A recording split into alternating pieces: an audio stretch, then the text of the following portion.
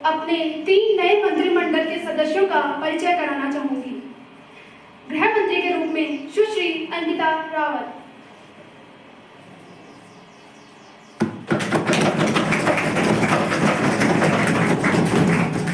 वित्त मंत्री के रूप में सुश्री दिया रावत और विदेश मंत्री के रूप में श्री सचिन कलुड़ा।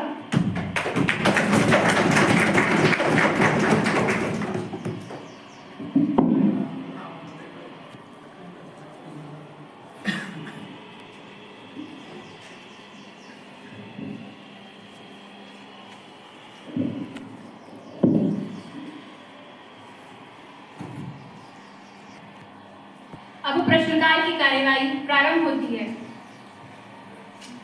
प्रथम प्रश्न श्री आशीष टंडियाल, आप पूछ सकते हैं।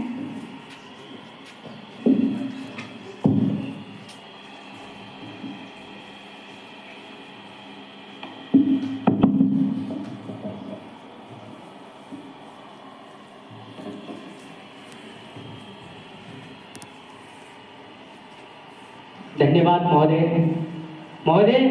मैं सरकार और सदन में बैठे हुए सभी सदस्यों का ध्यान अति महत्वपूर्ण मुद्दे पर आकर्षित करना चाहता हूँ। यहाँ प्रश्न हमारे राष्ट्र के महत्व के साथ साथ अंतर्राष्ट्रीय संस्थाओं से भी जुड़ा हुआ है।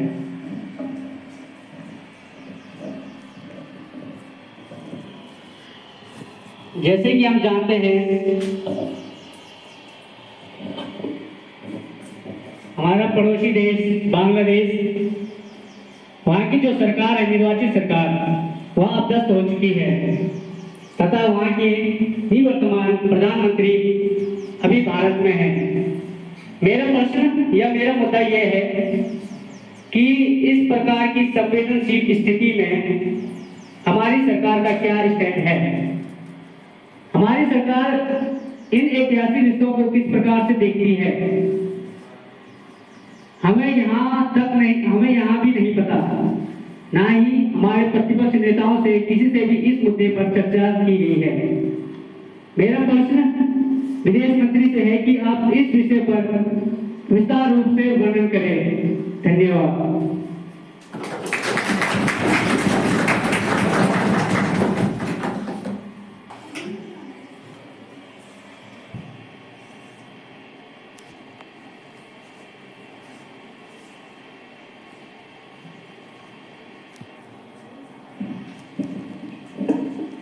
अध्यक्ष महोदय, मैं भारत संघ विदेश मंत्री के रूप में पूर्ण प्रतिबद्धता से बताना चाहूँगा कि मैं कोई भी देश जिसकी नियति में भारत भूमि के प्रति कोई भी कुदृष्टि हो, उन्हें चेतावनी के रूप में कहना चाहूँगा कि वह अपने अध्यक्ष महोदय, मैं सदन को बताना चाहूँगा कि हमारे पड़ोसी दोस्त में जो उथल पुथल हुई है, हम सभी उससे भिज्ञ हैं और लगातार भारत सरकार और विदेश मंत्रालय उस पर अपनी पैनी नजर बनाए हुए है। भारत सरकार निरंतर बांग्लादेश में स्थित दूतावासों के संपर्क में है एवं वहां पर हिंसा के पश्चात ढाका विश्वविद्यालय में अध्ययनरत छात्र छात्राओं को एयर इंडिया 5 बोइंग विमान के तहत सुरक्षित भारत लाया गया। साथ ही मैं विपक्ष को आश्वस्त करना चाहूँगा कि वहाँ पर जो भारत के शेष हैं वे सुरक्षित हैं एवं किसी भी प्रकार की समस्या आने पर हम उन्हें सुरक्षित भारत वापस ले आएंगे। Thank you.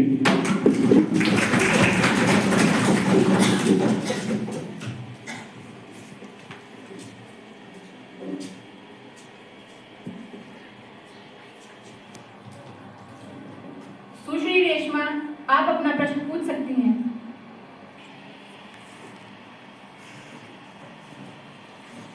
धन्यवाद अध्यक्ष महोदया। मैं आपका ध्यान राष्ट्रीय सुरक्षा से जुड़े एक महत्वपूर्ण मुद्दे पर आकर्षित कराना चाहती हूँ। संपूर्ण सदन के साथ साथ यह चिंता पूरे भारत की भी है। महोदया, जैसे कि सर्वविदित है कि हमारे संबंध पड़ोसी देशों के साथ सौहार्दपूर्ण रहे हैं। विशेषकर सार्क देशों के साथ भारत ने सदैव मैत्रीपूर्ण एवं सहयोगी रुख रखा है, किंतु हमारी चिंता भारत का चीन के साथ संबंध का रहा है। गलवान की घटना के पश्चात यह संबंध और तनावपूर्ण हुए हैं। अरुणाचल प्रदेश पर चीन की नीयत खराब ही रही है। महोदया, सदन यह जानना चाहता है कि चीन सीमा पर भारत की वास्तविक स्थिति क्या है। धन्यवाद।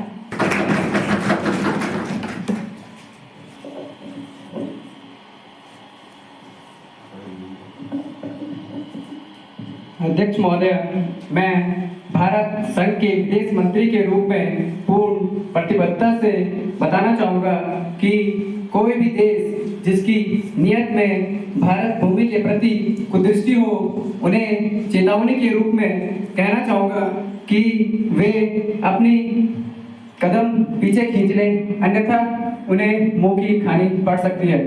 आज का भारत परमाणु शक्ति संपन्न भारत है। विश्व की टॉप आर्मी में भारत का नाम उल्लेखनीय आर्मी के साथ साथ नौवायुसेना एवं नौसेना का अपना समृद्ध इतिहास है। आज हम जिस स्थान पर हैं, वहाँ कोई भी देश जो चिंतनशील होगा हमारे समक्ष नहीं आएगा। हमारे चीन के साथ गलवान का अनुभव एक उदाहरण है। हमारी सेना सक्षम है और किसी भी चुनौती को झेलने हेतु तत्पर है। हमें यह नहीं भूलना चाहिए कि 1962 का भारत और आज का भारत में मूलभूत परिवर्तन हो चुका है और आज हमारे पास लगभग 1.5 अरब की जनसंख्या है, एक बड़ा बाजार है। चीन के बहुत से हित हमसे जुड़े हुए हैं। हमें यह भी नहीं भूलना चाहिए कि हमारी तिब्बत पर नीति का पुनरीक्षण नहीं हो सकता। जितना हमें अपने नीति में स्पष्ट है, उतनी ही स्पष्टता आस्था करना चाहूँगा कि चीन को भी हो। गांधी बुद्ध के देश में हमने शांति की प्रमुखता दी है, किंतु हम अपने सुरक्षा हेतु शस्त्र को पूछते हैं। यह सभी को समझना होगा। Thank you.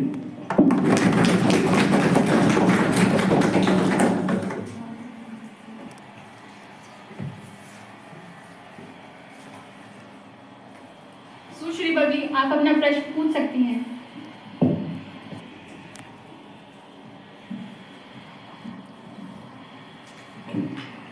धन्यवाद अध्यक्ष महोदय। इस पूरे घटनाक्रम से हमारी आंतरिक नीतियां भी प्रभावित हो सकती हैं। चकमा शरणार्थियों की समस्या से हम सब परिचित हैं। एक बार फिर हमें शरणार्थियों की समस्या से जूझना पड़ेगा। बॉर्डर पर हमारी क्या तैयारी है? भारत की सुरक्षा पर कोई आंच आने की संभावना से कोई इनकार नहीं किया जा सकता। अब तक ऐसी विकट समस्याओं पर गृह मंत्री का कोई आधिकारिक बयान नहीं आया। गृह मंत्री को सदन में बयान देना चाहिए। Shem Shem.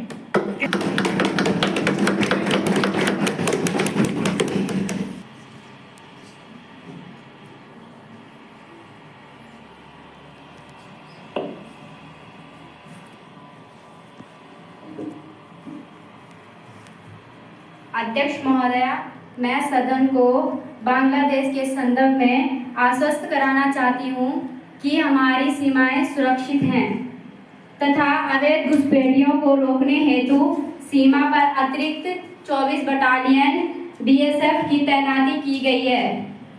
पहले से ही आईटीबीपी एवं रेगुलर आर्मी सीमा पर तैनात किए गए हैं।